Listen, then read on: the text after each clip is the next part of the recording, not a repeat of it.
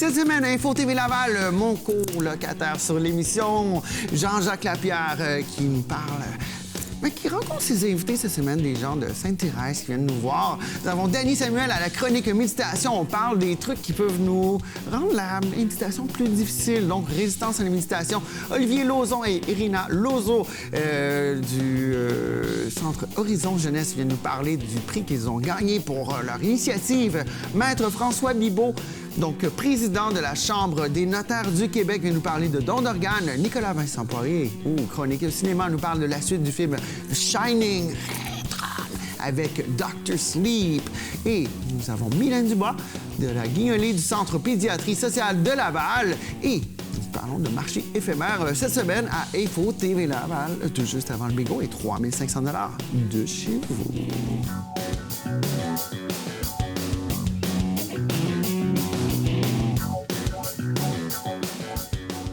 Cette semaine à Info TV Laval, nous recevons Stéphanie Robillard-Sarganis. Bienvenue. Merci. Donc, fondatrice du blog Ma banlieue et du marché éphémère, ainsi que lauréate 2018-2019 de la bourse Coup de cœur de Belle de la relève d'affaires. Écoute, c'est pas n'importe quoi, là. Je sais. C'est cool, ça. Ben écoute, tu viens nous parler du prochain marché éphémère Ma banlieue, qui aura lieu le week-end du 23 et 24 novembre à la grande salle de l'église Saint-Gilles de Laval. Oui, dans 2 semaines. Oh mon Dieu, en le disant en date de tournage. En date de tournage, ça on dirait que j'ai comme, OK. Oui, l'adrénaline commence à rentrer. Écoute, puis je te comprends, 60 artisans qui seront sur place. Beaucoup de monde attendu. C'est un marché qui est intéressant parce que c'est tout du stock fait main locale pour une très, très grande partie. Donc, des trucs qui sont exclusifs, ça, c'est le fun. Mais c'est vraiment le fun. Puis on arrive à notre 3e édition. Puis chaque édition, je réussis à aller chercher des créateurs aussi exceptionnels les uns que les autres. Puis, tu sais, je reçois vraiment beaucoup de candidatures quand je fais l'appel de candidature, puis je sélectionne chacune des personnes qui va être présente. Personnellement. Personnellement. Là. C'est vraiment ça, c'est vraiment la grosse partie du travail. Ouais. Mais c'est pour réussir à avoir une qualité homogène au niveau des standards de qualité et des prix. Puis que ça fait aussi, c'est quelque chose qui est intéressant, c'est comme en faisant une présélection, en disant, écoute, ça ressemble à ce que je veux comme événement. Exactement. Puis ça reflète aussi ton blog qui est quand même très populaire, non? Bien, de plus en plus. De plus en plus. C'est ça qu'on veut. On veut une effervescence là-dedans aussi. Donc, écoute, ça se passe du côté de Pont-Viault. Une 60aine d'artistes, d'artisans. Quand on parle artistes-artisans, on ne va pas juste acheter de la sculpture, des trucs comme ça. Il y a vraiment des accessoires mode. Il y a beaucoup de trucs pour la famille. Bien, en fait, le marché éphémère a été créé à la base pour répondre à ce besoin-là de rejoindre la clientèle, je dirais 25-55. Qu'habituellement, ce type de marché que j'avais en tête se retrouve généralement à Montréal. Puis ça nous tente pas toujours de traverser le pont un samedi après-midi pour aller chercher du stationnement. Fait que je me suis dit, j'ai envie d'amener ça chez nous à Laval. Donc, ça a été ça l'idée de base du marché éphémère. Puis là, bien, en sélectionnant les créateurs, bien, je me fais plaisir à moi aussi. Donc, on a vraiment des produits qui sont à l'air du temps. Donc, tout ce qui est zéro déchet, famille, jeunes familles, enfants, bouffe, il y a vraiment de tout, là. Surtout là, spécial Noël. Fait qu'on a des petites surprises. Quel genre de surprise? Ben, c'est sûr, si on les dit, c'est plus une surprise. Ben non, mais en fait, si ça peut amener du monde, le dimanche, on va avoir un Père Noël qui va être là. Donc, le vrai Père Noël va venir. Le vrai Père Noël vient faire son tour. Ouais, fait que les enfants, ils vont sûrement se faire un plaisir à aller demander leur petit joujou pour Noël. Exactement. Puis on a une traiteur sur place, bouillon de saveur, qui est de la cuisine antillaise, mais qui fait aussi, qui revisite des classiques québécois. Donc, quand on arrive là, dans la salle, c'est fou. Les odeurs qui émanent de la cuisine. C'est le fun de mélanger cuisine antillaise et québécoise. Ça, c'est comme... déjà là, tu piques ma curiosité. Là, ça... Bien, en fait, Laval a vraiment une belle diversité culturelle. Fait que c'est vraiment de souligner ça en invitant le plus de gens. Et puis, toi, premièrement, le blog, c'est, pour ceux qui ne connaissent pas, le blog Ma banlieue. Donc, comment ça a commencé cette histoire-là? Puis pourquoi que tu as décidé que, hey, à cette heure, on fait ça dans la vie, puis c'est ça que je fais? Bien, en fait, moi, j'ai commencé à écrire pas longtemps après avoir accouché de ma première fille pour gérer mon anxiété. Et j'écrivais pour différents blogs qui, encore une fois, étaient principalement basés à Montréal. Puis moi, j'habite à Laval, j'ai toujours habité ici. Donc, pour moi, c'était juste naturel de parler de ma banlieue. D'accord. À moi. Puis, à travers... à travers ta vision, Ouais, tes ouais, lunettes. ouais. Et puis, t'es pas toute seule qui a cette vision-là, ou du moins qui la partage, parce qu'il y a plusieurs milliers de personnes qui viennent visiter ta page, ton blog, qui suivent tes activités. Ouais. La preuve, c'est qu'il y a une soixantaine d'artisans, donc ils ont été triés sur le volet. Donc, ça veut dire, je sais pas combien il y en avait au départ, c'est peut-être un peu... Bien, j'ai eu... en fait, la première édition, j'en avais un peu moins que 50 parce que je savais pas au niveau de l'envergure. Puis là, de fois en fois, les candidatures, j'en reçois encore à ce jour, quelques jours avant l'événement. Là. Est-ce qu'on commence déjà à penser celui de l'année prochaine? Dire, écoute, je pense que mes 60 artisans, OK, il faudrait peut-être l'année prochaine, on monte-tu à 75, 70, ou on est encore au stade de dire, hey, tu sais quoi, on va finir cette édition. Ouais. Puis après, on regardera. Bien, ça, c'est beaucoup de gestion quand même. C'est surprenant pour ceux qui ne savent pas. Oui, c'est énormément de gestion parce qu'il faut penser à tout. Le plan de salle, certains des créateurs sur place ont besoin, de spécificité, un mur, d'électricité, tout ça. Donc, c'est déjà ça en partant, de bien transmettre l'information à tout le monde. Puis, je suis toute seule derrière ça. Je suis accompagnée de ma famille, mes amis, qui agissent à titre de bénévole, mais pour l'organisation... c'est ça. Fait que 75, je sais pas, ça prendrait une plus grande salle. OK. À moins qu'on profite de l'occasion pour bénévole l'année prochaine, si ça vous intéresse, marché éphémère, ma banlieue, écoute... On accepte... On accepte les candidatures. Oui. Ben écoute, tu veux regarder la caméra 3 puis leur mentionner... Venez bénévole, on paye le lunch. Wow! De la bonne bouffe entière en plus. Là. Allez-vous avoir du griot? C'est moi qui s'informe personnellement. En fait, le menu va sortir bientôt. Là, on ne l'a pas encore, mais à la deuxième édition, il y avait du griot, effectivement. OK, donc marché éphémère Ma banlieue qui aura lieu le week-end du 23 et 24 novembre 2019, évidemment, à la grande salle de l'église Saint-Gilles-de-Laval, au 231B rue des Sables à Pont-Villot.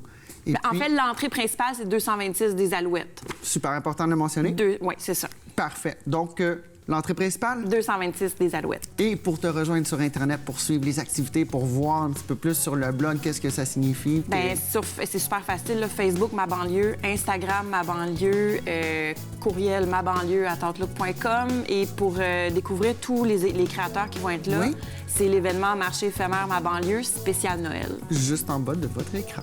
Un gros merci, Stéphanie. Merci. Et puis, on se revoit après les fêtes, sûrement, pour voir comment il y en est. Puis, si on a un 70 l'année prochaine, peut-être. J'espère t'y voir 23-24 novembre. Bien sûr, on achète local. Merci. Merci. Cette semaine, nous accueillons Mylène Dubois. Bienvenue, Mylène. Bonjour. Donc, directrice générale Centre de pédiatrie sociale de Laval, qui est membre des centres de pédiatrie sociale du Dr Julien. Tout à fait. On est indépendant, mais quand même, notre pratique est certifiée. Exactement. Voilà.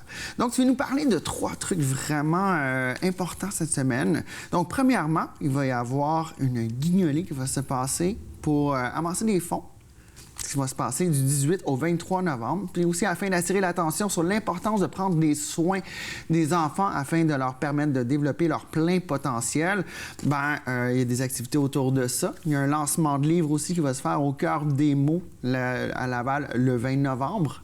Donc, ça, c'est 2 gros maillons. Là, on va commencer par le début. On va commencer par le Centre de pédiatrie sociale de Laval, certifié par le Centre de pédiatrie du Dr Julien. Premièrement, c'est quoi votre créneau, votre truc que vous avez besoin de faire, puis qu'il serait important que les gens sachent que ça existe à Laval? Bien, en fait, tous les enfants ne naissent pas égaux à Laval. Certains enfants sont dans des situations de vulnérabilité, de défavorisation très importantes. Donc, nous, on a 3 points de service, un à Place Saint-Martin, un à Chemédé et un à Pont-Villot, qui sont des secteurs assez reconnus pour leur défavorisation. Donc, nous, on prend en charge les familles, les enfants. Avec notre équipe multidisciplinaire, on a médecins, travailleurs sociaux, psychoéducateurs, éducateurs, art-thérapeutes, ergothérapeutes. Donc, vraiment, on vient faire un plan d'action pour chacun de ces enfants qui a des besoins pour lui permettre de se développer, de réaliser ses rêves, de devenir un citoyen lavallois accompli plus tard. OK. Et puis ça, on s'entend que c'est requis, c'est nécessaire, malheureusement. Heureusement que vous êtes là. Heureusement que vous avez l'équipe pour faire ça. Mais malheureusement, c'est quand même un problème qui est là, récurrent. Les et enfants croissant. Et croissant aussi? Ah oui. Est-ce qu'on a des statistiques pour la région de Laval? Sans nécessairement être très précis, mais c'est quand même croissant. Donc, c'est alarmant ou pas encore? Quand même, des résultats de l'ECDEM que vous pouvez trouver sur Internet démontrent que beaucoup d'enfants arrivent à la maternelle et ne sont pas prêts pour la maternelle, n'ont pas les acquis, n'ont pas le réseau social. Donc, déjà là, ils sont dans une situation de vulnérabilité déjà à la maternelle. Puis, dans d'autres statistiques, on voit qu'on rattrape Montréal, malheureusement, dans l'indice de défavorisation de la pauvreté dans les familles lavalloises. Wow, OK. Et puis, l'objectif pour cette année, on aimerait ça atteindre 65 000 $. Tout à fait. Donc, ça va nous permettre tout au long de l'année d'offrir des services aux enfants. Donc, on a quand même 350 dossiers d'ouverts, donc des familles qui bénéficient de nos services. Puis, on a décidé cette année, on l'a changé, c'est pas en décembre, comparativement aux 7 dernières années. Ouais. On l'a fait en novembre, en même temps que la Semaine nationale des tout-petits. Donc, double signification ici. Tout à fait. Donc, prendre soin vraiment que la communauté lavalloise prenne soin de ces petits Lavallois qui ont peut-être un peu moins de chance. Parfait. Il y a aussi, durant cette semaine-là, il y aura le lancement du livre « Au cœur de mes droits » par les enfants du Centre de pédiatrie Laval, donc le 20 novembre, soulignant ainsi la Journée internationale des droits de l'enfant. Donc, triple signification presque. Oui, la pédiatrie sociale est basée sur la Convention relative aux droits des enfants de l'ONU. Et cette année, 30e anniversaire, donc on a un groupe d'enfants qui travaillent depuis plusieurs semaines à comprendre leurs droits, étudier ça, puis ont décidé de créer leur propre livre avec leur vision.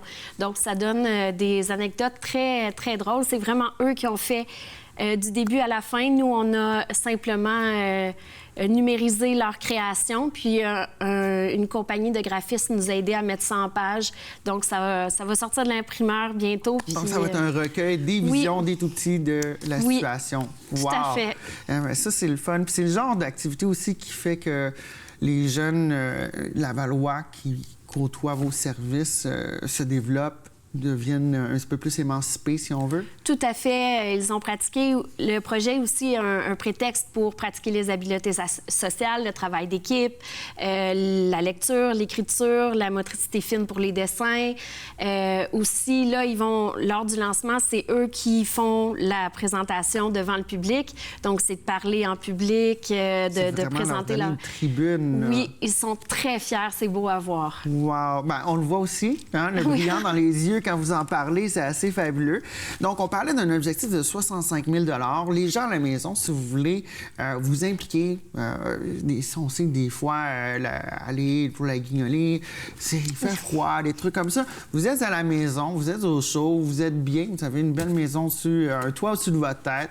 Écoutez, c'est le temps de donner une chance aux enfants de Laval. Vous pouvez faire vos dons par le cpslaval.org directement ou en textant « Enfance » au 30333 immédiatement sur votre cellulaire. Et puis, on collabore directement aux 65 000 $ qu'on cherche à aller chercher. Tout à fait. Le Centre de pédiatrie sociale a quand même la réputation d'offrir des services directs aux enfants. Nous, on est hébergés par la commission scolaire, par l'Office municipal d'habitation. Donc, tout ce qu'on va chercher, c'est vraiment un service direct aux enfants, des services cliniques professionnels qui leur permettent de se développer. C'est retourné directement. Tout à fait. Il n'y a pas de « on a une cote pour ci ou pour ça ». C'est vraiment... Et c'est que des bénévoles qui participent à la guignolée. Donc, il y a aussi des entreprises lavalloises qui s'impliquent. On parle de l'Est et Tornatec qui viennent nous aider, qui vont avoir des coins de rue à eux, donc qui ont à cœur les petits Lavallois près d'eux. OK. En tout cas, moi, je trouve 65 000 $, ça a l'air pas beaucoup pour ce que vous donnez comme service. Oui, ça peut être plus. Il n'y a pas de limite d'achat, les gens à la maison, si vous voulez. Pour les points de cueillette de la guignolée, donc jeudi 21 novembre au coin du boulevard Saint-Martin de la rue Bois-de-Boulogne.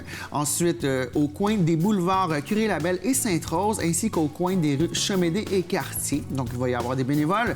Le 23 novembre, les bénévoles seront au coin du Jean Béraud et Daniel Johnson, ainsi qu'au coin Lavalter et Notre-Dame. Ils seront également présents aux Galeries Laval, Canadian Tire Fabreville, Canadian Tire Sainte-Dorothée et Canadian Tire Vimont. Des tricots et des ballons seront remis aux donateurs. Dino, la mascotte de l'organisme, sera également présent pour saluer les enfants. Ben, écoute, c'est tout le temps qu'on a. Un gros merci. Les gens à la maison, soyez généreux pour la guignolée pour le Centre de pédiatrie sociale de Laval. Cette semaine, j'ai la chance de recevoir le président de la Chambre des notaires, Maître François Bibeau. Bienvenue. Bonjour, merci beaucoup de votre invitation. Ça fait très plaisir. Donc, vous venez nous parler de la Journée mondiale du don d'organes. Exactement. Qui a eu lieu le 17 octobre dernier, mais la notion du don d'organes, on s'entend, c'est important à l'année longue. Exactement. Exactement. Vous savez qu'il y a plusieurs personnes qui sont en attente de dons d'organes, donc c'est important d'y penser. Oui, tout à fait. Bon, on va y aller avec quelques statistiques, si vous permettez.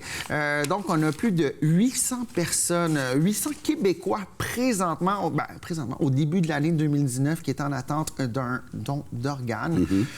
500 Québécois bénéficient d'un don d'organes chaque année. Oui, environ. Ça varie un peu, mais ça ressemble à ça. Ça varie en ça. Exactement. Mais il y en manque. Oui, il y a au moins 300 personnes là, qui vont avoir une petite difficulté ou une mauvaise nouvelle, qui vont devoir attendre encore plus longtemps. Oui, ou que malheureusement, il va être trop tard. Être trop tard dans certains cas. C'est pour ça que c'est important de faire connaître l'information, notre intention à ce sujet-là. Ouais. Au Québec, il y a 3 manières de le faire. Oui, les 3 façons, si vous voulez nous les rappeler. Facilement, celle que tout le monde connaît, le petit autocollant en l'endos de la carte d'assurance maladie. Ça, c'est la façon la plus facile. Ça, c'est la plus facile quand mais on renouvelle. Mais il faut quand même en discuter. Bien, il faut en parler avec ses proches. Voilà. Et il faut y penser à chaque fois qu'on renouvelle, de le reposer. Oui. Deuxième façon, qui est maintenant connue aussi de plus en plus, c'est l'inscription qu'on peut avoir au registre de la Régie d'assurance maladie du Québec, la RAMQ. Ouais. Quand on fait notre renouvellement, on a un petit formulaire qu'on peut compléter à ce sujet-là. Oui. Puis l'autre manière, c'est la raison pour laquelle je me trouve avec vous aujourd'hui, c'est par le registre de la Chambre des notaires du Québec. Par exemple, lorsque vous allez voir un notaire pour la préparation de votre mandat de protection ou encore de votre testament, vous pouvez, sur ce document-là, prévoir un don d'organes ou encore, vous pouvez prévoir un refus au don. C'est à peu près la seule manière ici de le faire connaître, notre refus au don, donc par le registre de la Chambre des notaires. Donc, c'est le registre qui est le plus complet, si on veut, parce qu'il est plus sécuritaire, parce que c'est pas juste une carte que là, l'époux ou l'épouse n'étant peut-être pas au courant, n'ayant pas eu la discussion ou sous le coup de l'émotion, va peut-être refuser tandis que la personne avait signé sa carte. C'est plus facile de faire reconnaître votre volonté, de s'assurer qu'on va la respecter aussi, parce que votre volonté est intégrée dans un acte notarié, dans votre testament, par exemple, qu'on ne peut pas remettre en cause quand il est fait devant notaire. Alors que si, par exemple, vous avez signé l'autocollant à l'endos de votre carte d'assurance maladie, au fil des ans, votre signature s'est un peu effritée à l'entour de ça, on a de la difficulté à la reconnaître. Vous savez qu'il y a des gens qui pensent qu'il faut absolument qu'ils signent ça pour que la carte soit valide. Alors, c'est une mauvaise compréhension. Donc, la famille pourrait avoir des doutes sur votre réelle intention. Tandis que devant le notaire, ça ne fait aucun doute à ce niveau-là. Et puis aussi, c'est le seul registre où est-ce qu'on peut signifier notre refus. Exactement. Ça, c'est très important. Oui. Entre autres, ça devient intéressant. Vous avez peut-être entendu parler du projet de loi qui a été déposé la semaine dernière, si ma mémoire est bonne. 399, l'article de loi. Exactement. C'est-à-dire, c'est le numéro du projet de loi, 399, où on vient amener un nouveau concept au Québec qui est déjà en vigueur dans d'autres provinces, entre autres l'Alberta fonctionne comme ça, où on vient dire il y aurait une présomption à l'effet que tous veulent consentir au don d'organes, mais si vous ne voulez pas consentir au don, vous devez faire inscrire votre refus. Donc, on inverse le processus, puis ça permettrait de cette manière-là d'avoir plus d'honneurs d'inscrits sur la liste pour satisfaire peut-être les 300 personnes, comme on l'a mentionné au début, qui n'auront pas de bonnes nouvelles. C'est plus que ces 300 personnes-là, parce que là, on va y aller avec d'autres statistiques, puis moi, ça m'a frappé. Premièrement, une personne qui décide de donner ses organes, que ces organes sont récoltés à son décès, peut faire jusqu'à 30 vies changées. Donc, vous pouvez changer la vie de 30 personnes. C'est vraiment un don de vie, hein? Un don de vie. Et parce que souvent, on oublie que c'est pas juste les organes dont il est question, mais il y a aussi les tissus. Alors, on parle de 8 personnes avec les organes, mais avec tous les tissus qu'on peut donner, la cornée, la moelle osseuse, les os.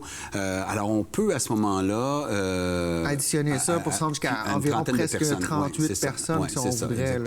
Si on joue avec les chiffres un petit peu, un potentiel jusqu'à 38 personnes. 38 vies sauvées ou d'améliorer. Exactement. C'est vraiment pas rien. Donc, le registre de consentement aux dons d'organes et des tissus de la Chambre des notaires du Québec comprend présentement 1 773 054 inscriptions. Ça, c'est des chiffres du début de l'année, mais C'est quand même 1/6 de la population du Québec. C'est considérable, intéressant. Et nécessairement, il est quand même en vigueur depuis quelques années, 2005 là, si ma mémoire est bonne. Donc, plus de 10 ans où ça fonctionne et où les gens peuvent aller, lorsqu'ils vont chez leur notaire, faire cette inscription-là. Puis normalement, le notaire est en mesure de vous donner les implications que ça va avoir, légales. Nécessairement, au niveau des implications médicales, bien là, il s'agit de vérifier avec votre médecin. Et les gens qui sont en autorité pour prélever les organes et les tissus dans les hôpitaux peuvent avoir accès à ce registre-là. Donc, n'ayez pas de crainte. C'est une information qui est conservée et qui est sécurisée. Et c'est pas tout le monde qui peut accéder à ce registre. Non, c'est une information privilégiée, vraiment. Puis, donc, parmi les personnes inscrites à ce registre, 85 ont fait part de leur consentement et 15 de leur refus au don d'organes et de tissus. Donc, le refus, ça serait pour des motifs personnel, religieux. Donc, et il arrive assez fréquemment. Moi, je l'ai vécu souvent avec des clients là, où monsieur va vouloir puis madame ne voudra pas ou l'inverse. Ça fait des drôles de situations dans le cabinet. C'est sûr que là, c'est mieux. Ils en parlent. Au moins, ça, c'est réglé. Ils en auront parlé. Des petites chicanes des fois? Bien, c'est pas jusque-là, je vous dirais, mais on peut voir à ce moment-là des prises de position tout à fait au niveau des valeurs des gens. On n'en parle pas, généralement. Oui, exactement. C'est comme tabou. Alors qu'au contraire, ça devrait... Puis les gens, souvent, vont se limiter aussi en fonction des maladies qu'ils ont pu avoir ou de l'âge qu'ils ont. Mais sachez que très peu de maladies vont empêcher le don d'organes parce qu'on va nous dire qu'une transplantation, par exemple, d'un organe ou d'un tissu d'une personne qui aurait eu l'hépatite B, mettons, mais va pouvoir se faire peut-être sur un donateur, donc quelqu'un qui va le recevoir, qui a aussi cette maladie-là. Donc, c'est pas une problématique relativement à ça. Puis l'âge, bien, juste retenir que le plus vieux donateur d'organes au Québec avait 92 ans. Alors, c'était une personne qui a donné son foie. Savez-vous que le foie est un organe qui se régénère au fil des ans? Donc, il n'y a pas de problème à ce niveau-là. Puis, dans les statistiques qu'on nous donne, le plus jeune avait à peine 48 heures. Alors, quand même. Donc, il n'y a pas de limite, pour ça. À ce niveau-là. C'est vraiment une question de valeur personnelle. Tout à fait. Donc, Maître François Bibeau, de la Chambre des président de la Chambre des notaires du Québec, un gros merci d'avoir nous éclairé sur ça. Et pour les gens qui veulent en savoir plus, allez sur la page de la Chambre des notaires du Québec. Chronique cinéma. Ma chronique favorite de la semaine, Nicolas Vincent Poirier, bienvenue. Savais-tu que c'était ma chronique préférée de la semaine, toi? Non, mais maintenant, je le sais, c'est le fun. Maintenant, tu le sais. Voilà. Et Amy, qu'on accueille sur le plateau. Bonjour, Amy! Alors, tu viens nous parler d'un film. Écoute, premièrement, il est arrivé sur le plateau, il m'a appris l'existence de ce film, Dr. Sleep, en anglais. Et... écoute, mets-nous la table sur ce délectable deuxième partie d'un classique. C'est la suite du film The Shining, un des meilleurs films d'horreur de tous les temps, selon tellement de monde. Et oui, selon toi aussi. Selon moi aussi. Ah ouais, écoute, ça a changé ma vie, ce film-là. Là. C'est comme... Oui, et tu sais, quand on arrive justement... On fait la suite d'un classique comme ça. On a juste plus de chances de se planter. Parce que Stanley Kubrick, c'était un génie, c'était un maître. Et ce qui est drôle par rapport au film The Shining de 1980, c'est que Stanley Kubrick et Stephen King, sur lequel ce film-là est basé, bien sûr. Ne s'aimaient pas du tout. Du tout. Avaient des visions contradictoires sur tout, presque. Exactement. Stephen King a détesté ce film-là et Stanley Kubrick, là, il a changé beaucoup trop, selon Stephen King, l'œuvre originale. Donc, comment on peut faire une suite à ce film-là? Est-ce que Stephen King avait écrit une suite, premièrement? C'est ça qui est drôle, parce qu'en 98, Stephen King, à un moment donné, on lui a posé la question, « Hey, le personnage de Danny, le petit gars là, dans The Shining... T'as-tu déjà pensé à qu'est-ce qu'il ferait une fois adulte? Qu'est-ce qui se passe? Ça laisse des marques, ce qui s'est passé. En effet, Stephen King n'y avait jamais pensé. Puis là, c'est arrivé dans sa tête et il a écrit un roman qui a été publié en 2013. Donc, ce film-là ne part pas de rien. Ça part pas de « OK, on va engager un scénariste, puis go, fais-nous une suite. Stephen King le grand, puis amuse-toi. » Non, c'est Stephen King qui nous a écrit une suite, si on veut. C'est ça. Donc, ça suit l'histoire du petit gars, Danny, qui est devenu adulte, qui est interprété par Ewan McGregor, qui est excellent dans son rôle. Et même Stephen King l'a approuvé. Ah ouais? Oui, tout à fait. Et on le suit adulte qui va aider une petite fille qui a les mêmes pouvoirs que lui. Parce que ce qu'il ne faut pas oublier, c'est que The Shining, le premier, c'est le petit gars a des pouvoirs, il peut voir il voit les trucs que son père... Il voit des fantômes. Ouais. Il voit des fantômes.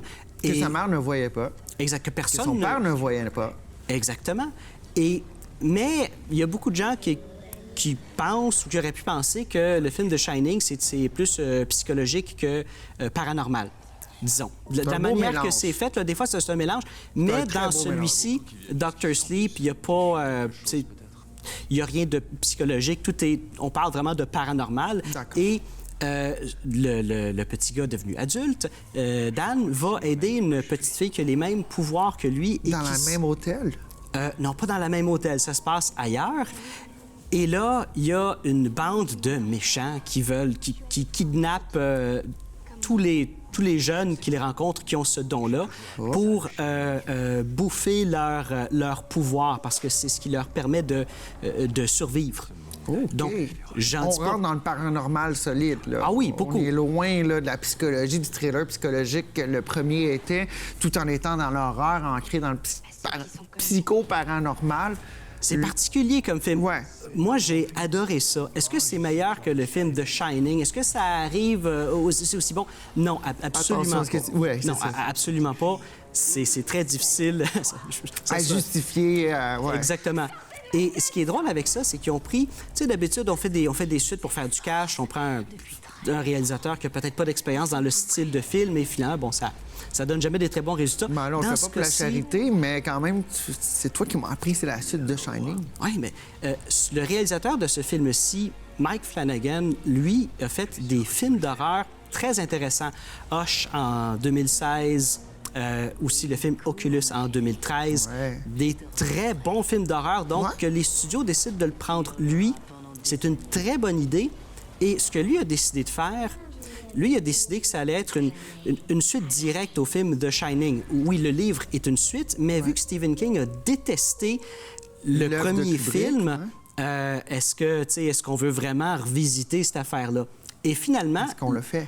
Le réalisateur s'est assis avec Stephen King et lui a expliqué pourquoi est-ce que ce film-là devrait être la suite directe. Pas juste faire une suite directe, mais par rapport à l'histoire, mais tu sais...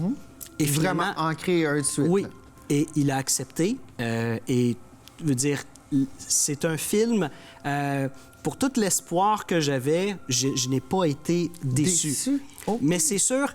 On peut pas s'attendre à quelque chose d'aussi bon, mais ça, en même temps, c'est le temps qui va le dire. Est-ce que Dr. C'est comme Sleep... The Shining, combien de fois tu l'as vu dans ta vie dans les 30 dernières années? T'sais, plusieurs dizaines de fois, j'en suis persuadé. Un petit peu moins, peut-être 4-5 fois, mais c'est un film... Moi, je suis rendu à plusieurs vingtaines de fois, donc c'est un de mes films cultes. À chaque Halloween, en fait. T'sais. OK, bien, des fêtes, entre la période des fêtes et l'Halloween, c'est ça, je me le passe, là.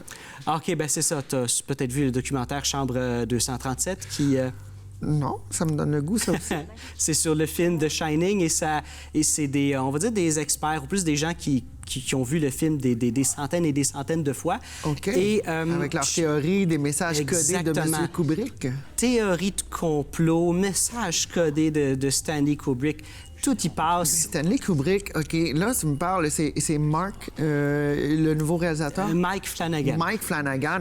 Écoute, est-ce que ça cote Stanley Kubrick en quelque sorte? Quand même. C'est... Non, ça... c'est une... Dans la narration visuelle. Écoute, Kubrick avait une narration visuelle qui était extraordinaire. Je pense que c'est le meilleur réalisateur pour faire la suite.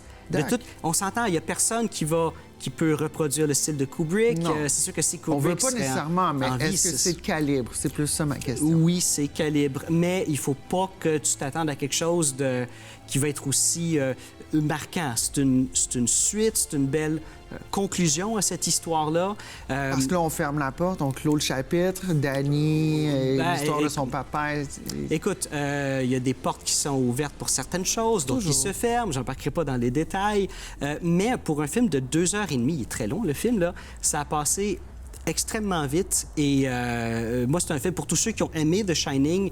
Je le conseille vraiment parce que l'histoire est de calibre, la réalisation aussi, les acteurs sont très bons aussi, mais encore une fois, c'est sûr qu'on le compare toujours à The Shining. Si ce film-là, ce serait un film à part, mettons que... Est-ce qu'il se tiendrait? Je pense que oui, énormément. Ouais, hein? C'est un très bon Donc, film. on n'a pas nécessairement besoin d'avoir vu le Shining au préalable pour suivre l'histoire. Oui, pas mal. Sinon, c'est un petit peu mélangeant. Oui, pas mal, parce qu'on arrive avec certains flashbacks, et puis, tu sais, t'as pas vu le film, tu te demandes, mais pourquoi? OK. Donc, revisiter The Shining avec Jack Nicholson, sérieusement. Est-ce qu'on le voit dans le nouveau? Ça aurait été Ah non, j'embarque pas dans les détails. J'embarque pas dans les détails. Come on back, baby. Come on back. All right. Fait que un gros merci, Nicolas Vincent Poirier. Un gros merci à Amy aussi. Elle n'a pas fait grand-chose, mais bon, sa présence... Elle nous encourage. Et, pour ceux à la maison, principalement toi, Jack. Oh oui, Jack Nicholson, I'm talking to you. Please come back. Please. Salut. Tu m'entends. Tu as des pouvoirs magiques. Comme moi. Magique, je sais pas. J'ai toujours appelé ça le Shining.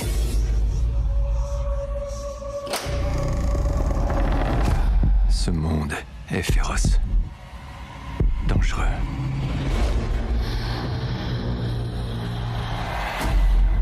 Ces gens-là font du mal à ceux qui sont comme nous.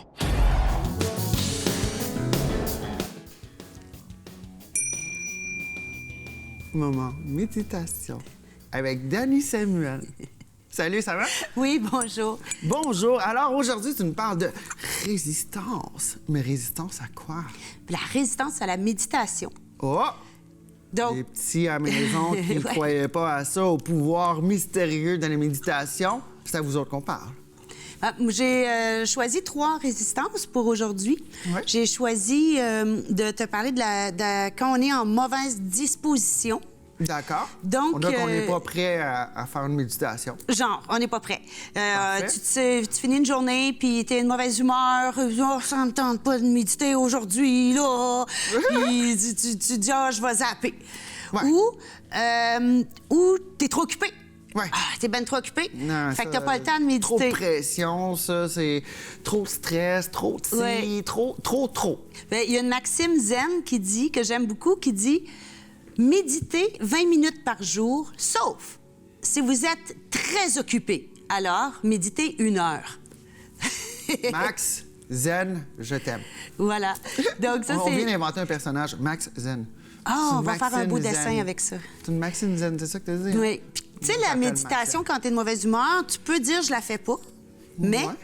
c'est important, c'est de la faire pareil, parce que cette mauvaise humeur-là, elle va venir à la surface, puis elle va sortir, au lieu de la transporter avec toi encore plusieurs heures dans ta Au lieu de journée. charrer ton petit bagage ton plate, petit là. baluchon de crotte plate, là.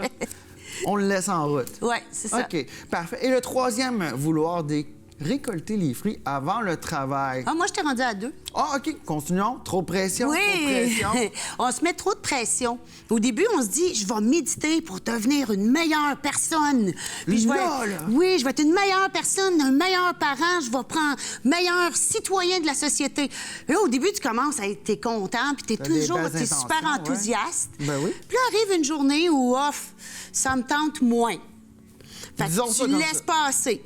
Puis là, dès que tu laisses passer une fois, ben, à un moment donné, tu laisses passer une autre Une fois. autre foul-ball, une troisième, puis là, on a perdu le beat, puis là, on médite plus, ouais, puis puis- là, on fait la baboune, puis on n'est pas bien. Puis la méditation devient un sentiment de devoir. On se Ouais. sent obligé de.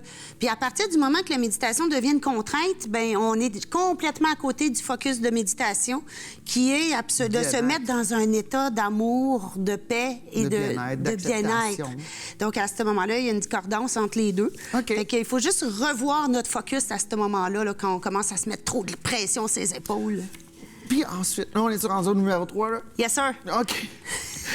Donc, on est rendu au point numéro 3. Vouloir récolter les fruits avant le travail. Ouais. Ça, c'est quoi? Écoute, je veux bien relaxer, là, mais ouais, dépêche-toi, c'est le genre d'affaires comme ça. Bien, c'est plus, tu vas commencer à méditer, tu vas faire ça pendant peut-être une semaine. Là, tu vois que tu te sens bien, tu surfes sur une vague de bien-être, les choses arrivent bien, sont positives dans ta vie.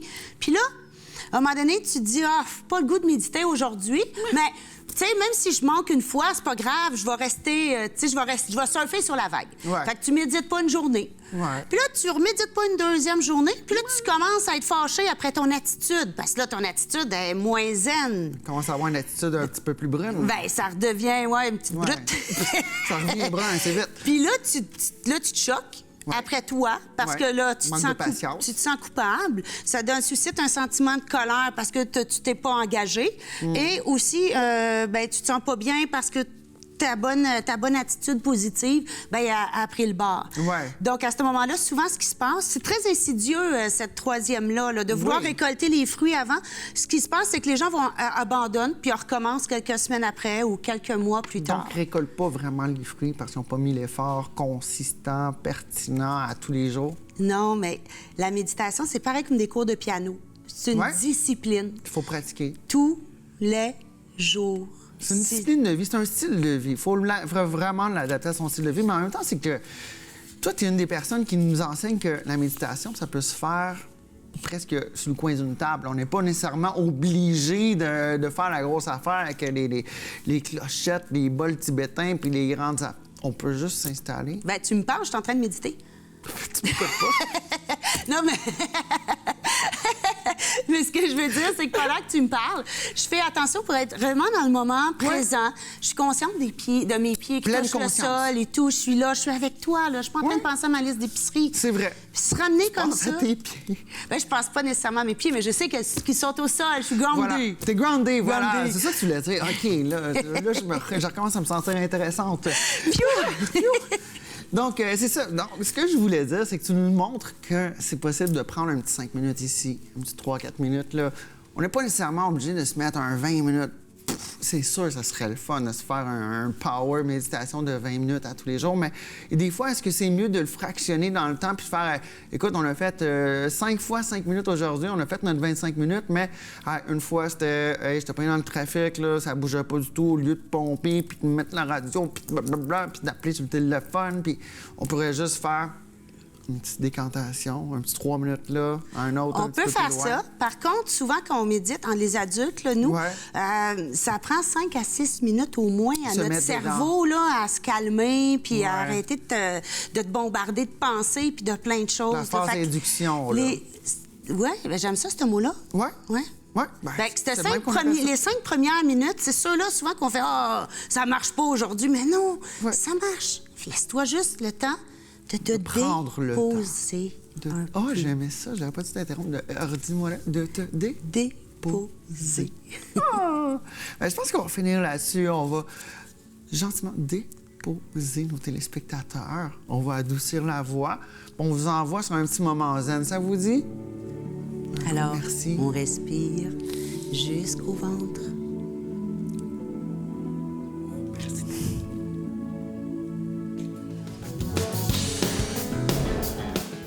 J'ai le plaisir de recevoir sur le plateau aujourd'hui 2 champions. Donc, Irina Lozo. Salut Irina, Bonjour. ça va bien? Oui, vous? Oui, très bien, merci. Donc, porte-parole du club de course Horizon Jeunesse.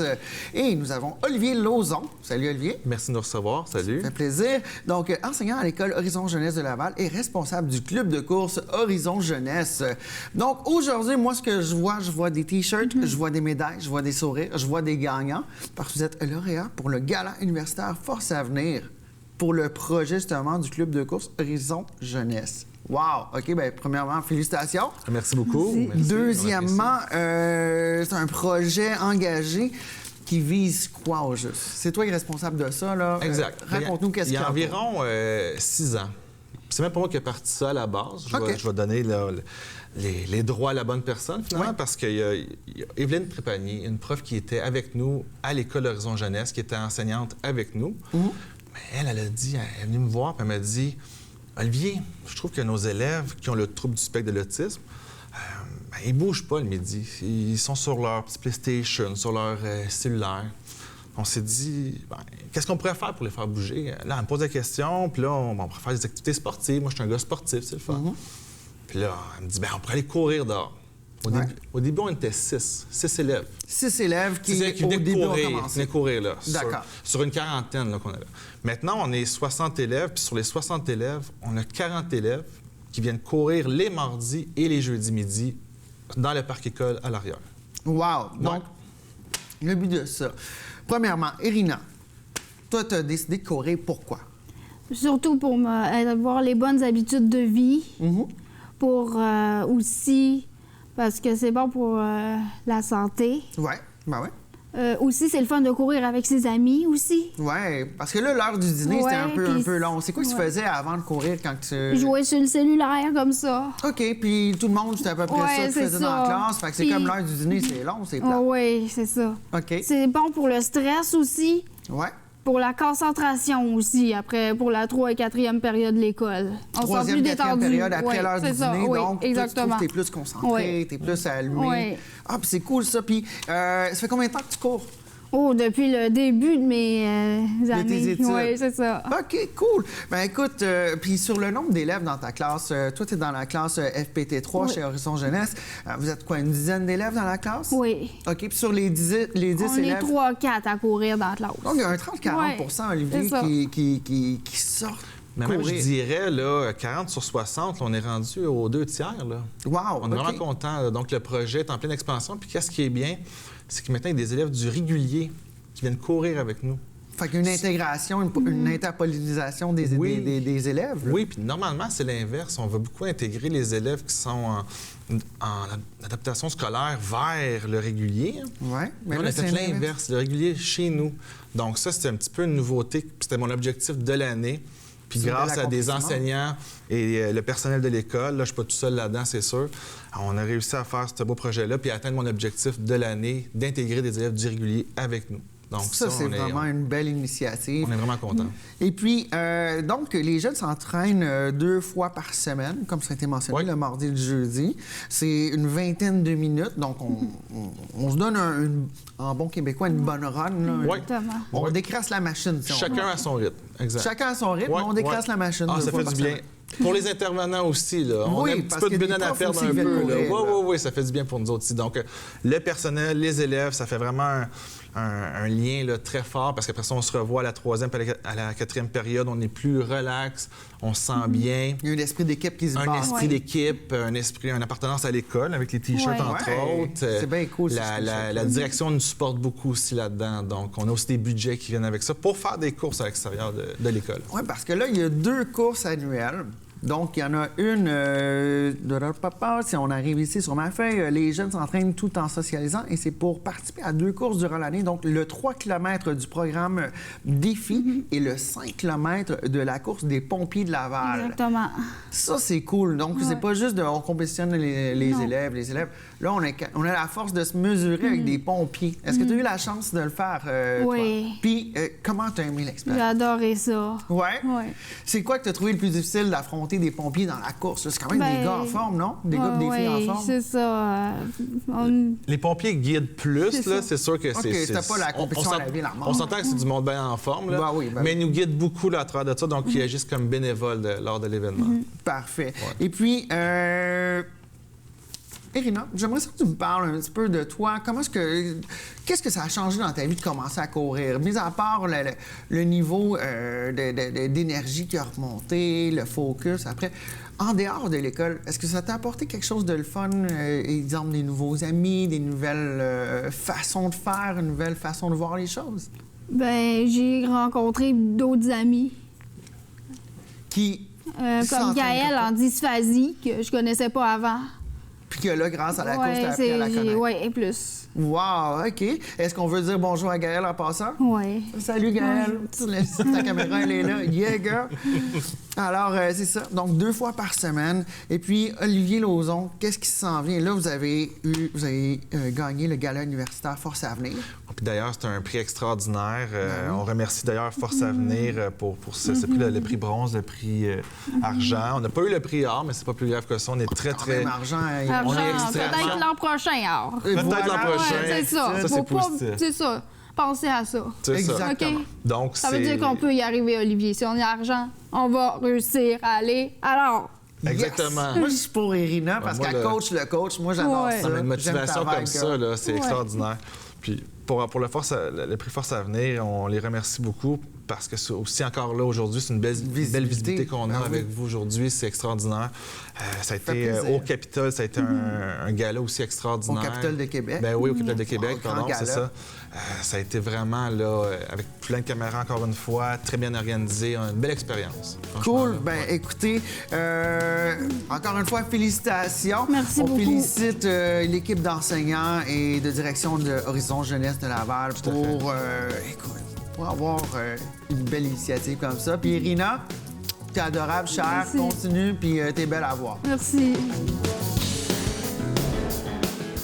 Salutations à tous. Aujourd'hui, j'ai un invité tout à fait spécial. Vous savez, André Brodeur et moi-même faisons partie d'un groupe qui s'appelle la Fondation Culture et Arts visuels Laval, mais qui ont voulu honorer cette année, faire le 150e anniversaire de la paroisse de Sainte-Dorothée. André Brodeur, à mon avis, mais auparavant, André Brodeur a été un homme très impliqué ici à Sainte-Dorothée. André, parle-moi un petit peu de ton implication. Bien, la première implication, donc, que j'ai pu vraiment être à l'intérieur du secteur, c'est au niveau politique. En 81, j'ai été élu conseiller municipal de Sainte-Dorothée. Et à ce moment-là, bien, j'ai mis toute l'énergie et les efforts qu'il faut pour rendre Sainte-Dorothée la place qu'elle est aujourd'hui. Je dirais, au départ, en 81, on parlait de Sainte-Dorothée comme étant le dernier élément de tous les secteurs ou tous les quartiers de la ville de Laval. Mais aujourd'hui, on peut dire qu'en 1919 plutôt, en 1919, et là, on retrouve Sainte-Dorothée comme une des places à vivre à Laval. Tu avais organisé un concours qui voulait mettre en valeur la qualité de village fleuri de Sainte-Dorothée. Ce concours s'appelait? Laval en fleurs. C'était l'origine de Laval en fleurs. Non, pas Laval en fleurs, c'était Sainte-Dorothée en fleurs. Sainte-Dorothée en fleurs, qui est devenu plus tard de Laval en fleurs. Oui, oui. J'étais un des premiers, je veux dire, à planter des fleurs sur les terre-pleins à Sainte-Dorothée en 1985 avec des bénévoles. Alors, tous les terre-pleins de Sainte-Dorothée, il y avait des fleurs partout, grâce aux familles Charbonneau, qui sont des fleuristes du coin. Et l'année suivante, bien là, Laval en fleurs a été créé. Alors, j'étais le premier avec des bénévoles, et j'ai même des photos qui montrent justement des bénévoles en train de planter des fleurs, et c'était quand même très apprécié de la part des citoyens. Et suite à ça, bien là, il y a eu vraiment, là, ce qu'on peut dire, Sainte-Dorothée en fleurs, qui a eu, durant, je dirais, quasiment 20 ans, des activités durant l'été. Après ces implications-là, naturellement, tu as été impliqué socialement, mais récemment, tu as été impliqué dans l'organisation pour le 150e anniversaire de la ville de Sainte-Dorothée. Alors, parle-moi un petit peu de ça. Bien, au départ, Sainte-Dorothée, on voulait vraiment, je vous dirais, aller honorer des gens qui avaient mis, je dirais, Sainte-Dorothée sur la carte, mais qui avaient donné, veut dire, un service extraordinaire aux citoyens. Et là, on a pris des gens qui étaient vraiment impliqués durant des années et on fait une soirée spéciale au club de golf à Azmir où vraiment on a honoré ces gens-là. Et c'était très apprécié. J'ai été même, de mon côté, aussi honoré. Après de nombreuses années. Ah oui. Je suis très fier de ça. Vraiment, les gens ont pu se rendre compte qu'il y a eu des belles choses qui se sont faites à Sainte-Dorothée depuis des années. Et aujourd'hui, une chose que je suis très fier, c'est l'inauguration de la place publique avec la belle fontaine en face de l'église. Je pourrais dire que l'installation de la fontaine dans les années 84-85 a changé l'allure de Sainte-Dorothée. Alors, si aujourd'hui on voit Sainte-Dorothée, qui est vraiment le quartier, je vous dirais, recherché à Laval, je ne vous dis pas que c'est le départ de la fontaine, mais c'était un gros point. Les gens apprécient énormément. C'est une place publique merveilleuse et les gens ont trouvé que Sainte-Dorothée, c'était la place à vivre. Et j'en suis fier de m'être battu parce qu'il y a eu vraiment, je vous dirais, une opposition solide contre cette fontaine-là. Et la famille qui s'est opposée, c'est fort. Aujourd'hui, je veux dire, on regarde dans l'épicerie, qui est quand même une épicerie importante, qui est une IGA, et on voit en gros la place publique avec sa fontaine. Avec la bibliothèque. Avec tout ce qui est avec. Et, le grand restaurant, comment il s'appelle? Le Mitoyen. Le Mitoyen. Alors, c'est une vraie place publique. Et même en été, il y a de la musique, des expositions. Le mariage. Les gens, tous se font photographier. Je vous dirais, lorsqu'il y a une photo à prendre, les gens traversent l'autre côté de la rue parce que c'est juste en face de l'église. C'est ça. Et là, ils vont se photographier. L'image doit être merveilleuse suite à une belle photo. Tu vas me parler un petit peu de l'organisation de la soirée Honneur et Mérite qu'il y a eu pour valoriser les gens, qui était présidée par Richard Lagroix, je pense. Oui, Richard qui est notre président. Il y a Richard. Il y a eu aussi une conférence qui a été faite sur l'historique de Sainte-Dorothée, du début avec M. Lavoie. De 1700 au départ, c'était quand même intéressant de voir parfois qu'il y avait des chicanes de clochers, même si au départ, on ne savait pas où placer l'église. Fait que, puis je pense que c'est une chose qu'on a appris. Il y avait même, que je dirais, c'est devenu Canadian Canner. Il y en avait 140 personnes qui travaillaient à Sainte-Dorothée déjà. Canadian Canner, il faut le dire, c'était une conserverie. Conserverie qui fait qu'il y avait combien de personnes? 144 emplois. Personnel d'employés. Je me dis, ça doit être tout le village de Sainte-Dorothée qui travaillait là dans les années 1800, je ne sais pas. Il y avait même un hôtel, il y avait une banque, la Banque provinciale. C'était vraiment merveilleux au niveau d'esprit de village. Et moi, j'ai appris des choses que certains, qu'en 1700, on n'était pas là. Mais on a appris l'histoire de l'Église. On a remis à ce moment-là, je veux dire, une belle plaque. Une plaque... je vous dirais en aluminium, là, en tout cas, je veux dire, quelque chose qui est impressionnant, que les gens vont être capables d'apprécier bientôt, là, je veux dire, parce qu'il y aura quand même une fête qui va se présenter samedi prochain. Ah, une grande fête, Une grande fête dans laquelle Monseigneur Lépine va être là. Fait que ça va donner l'occasion en même temps de regarder, je veux dire, ce petit bijou. Ceux qui étaient présents, qui ont reçu la plaque en question, ont été impressionnés. Donne-moi donc, vous avez honoré d'autres personnes ici. On a honoré le président de Patrimoine Laval, qui, lui, a fait, je vous dirais, un travail merveilleux au niveau du patrimoine, mais surtout, il était un grand bénévole depuis... je vous dirais peut-être une quarantaine d'années. Il a touché presque à tout, je pense, les domaines. Alors, on voulait vraiment l'honorer. Il y a un monsieur tantôt que vous allez... Là, tu parles de Richard Lagroix. Richard Lagroix. Maintenant, aussi, vous avez honoré aussi... Il y avait Lisette Sigouin. Lisette Sigouin, oui. Lisette, qui est une grande bénévole faite à Sainte-Dorothée, qui s'est impliquée dans tous les mouvements et qui a aussi, à l'occasion, parce que j'ai discuté quand même avec elle, apporté des fonds aussi, aider les organismes, je veux dire, souvent à mieux fonctionner, à survivre et tout. Ouais. Et puis, vous avez honoré aussi un autre monsieur assez remarquable. Un autre grand bénévole qui, aujourd'hui, l'est encore beaucoup, qui est Pierre Côté, qui va avoir l'occasion de l'entendre aussi, en fait, sur le réseau. C'est une autre personne merveilleuse. C'est un grand chevalier qui a reçu tous les honneurs. Quand tu dis grand chevalier, pour les chevaliers de colon. Pour les chevaliers de colon. Il y a d'autres niveaux peut-être qu'il a pu atteindre, que je ne connais peut-être pas, mais qui va vous en parler lui-même. Alors, c'est une autre personne qu'on a honorée. Alors, j'étais content, je veux dire, que Pierre soit à l'intérieur de ce groupe-là. Mais Sainte-Dorothée, c'est vivant. C'est toujours encore très vivant et les gens se connaissent. Les gens se connaissent, participent beaucoup socialement. Il y a une vie intéressante. Il y a la fête du quartier durant l'été à la place publique. Il y a beaucoup de choses qui se passent, comme tout endroit, je pense. Alors, ceux qui habitent Sainte-Dorothée sont fiers de dire « Je reste à Sainte-Dorothée ». Alors, sur ce, on dit bravo Sainte-Dorothée pour le 150e et bravo André Brodeur. Merci beaucoup. Et j'apprécie André, merci beaucoup. J'apprécie beaucoup. Merci. Avec grand plaisir.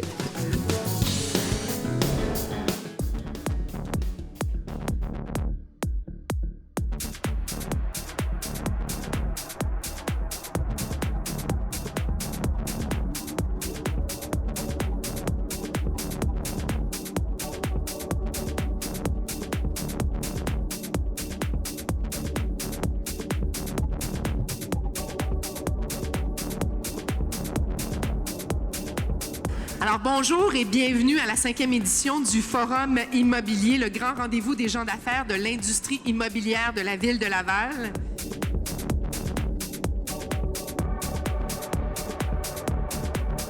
Alors, bonjour. Nous sommes ici aujourd'hui dans un événement important pour Ville de Laval. C'est de réunir l'ensemble des gens d'affaires de Ville de Laval dans un forum immobilier.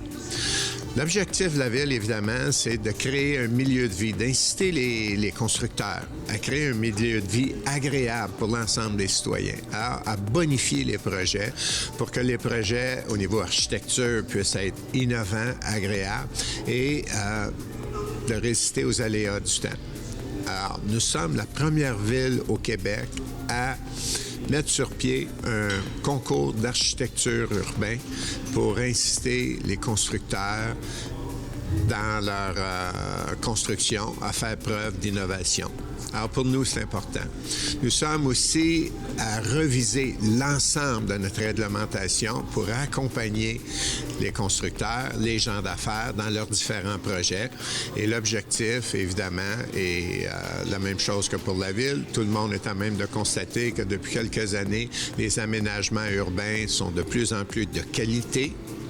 Et à long terme, c'est rentable pour les citoyens parce que on désire que ces aménagements urbains-là, pour leur durée de vie, coûtent le moins cher possible aux citoyens, mais soient aussi utiles dans le fait que c'est agréable, c'est un milieu de vie agréable.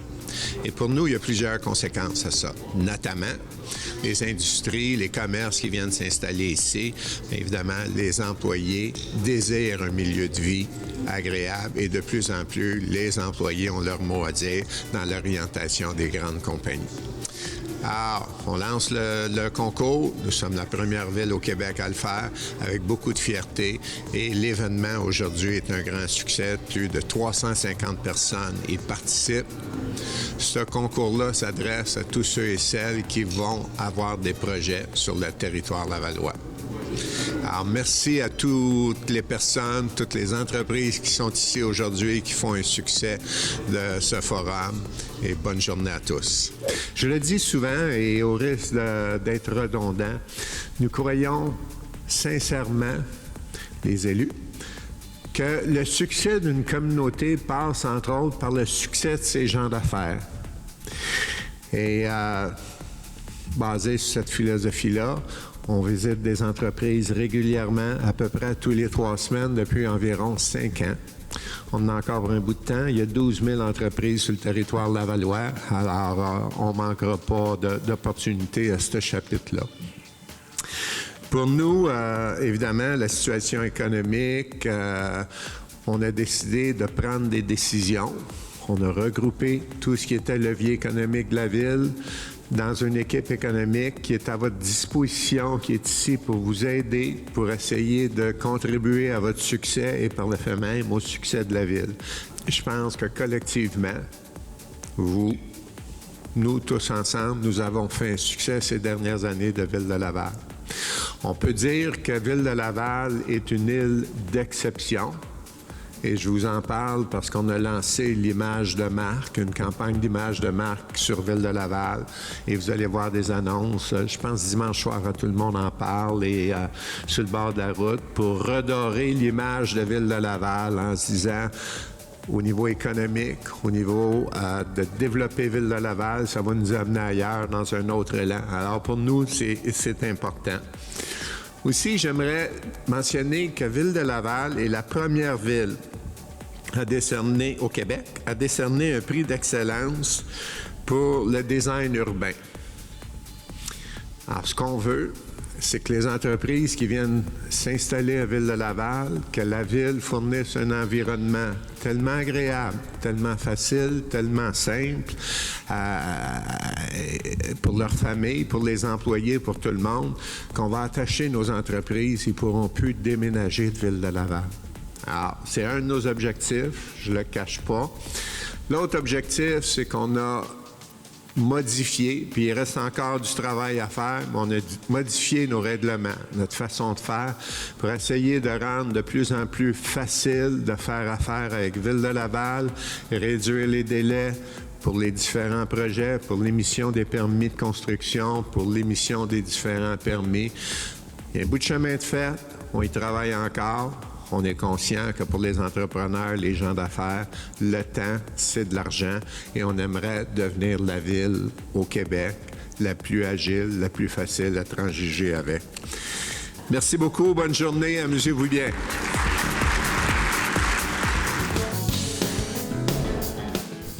C'est ce qui complète l'émission pour cette semaine. Revenez-nous la semaine prochaine. Mon nom est Stéphanie Léveillé-Denis. D'ici là, Bingo TV Laval, dans quelques instants, 3500 $ à gagner en direct de chez vous, mesdames, messieurs, dont 2500 $ pour la carte pleine. Pour plus d'informations, tvrl.ca pour la liste des points de vente. Il vous reste encore quelques instants avant d'aller chercher votre carte de bingo et gagner de l'argent. Bonne semaine.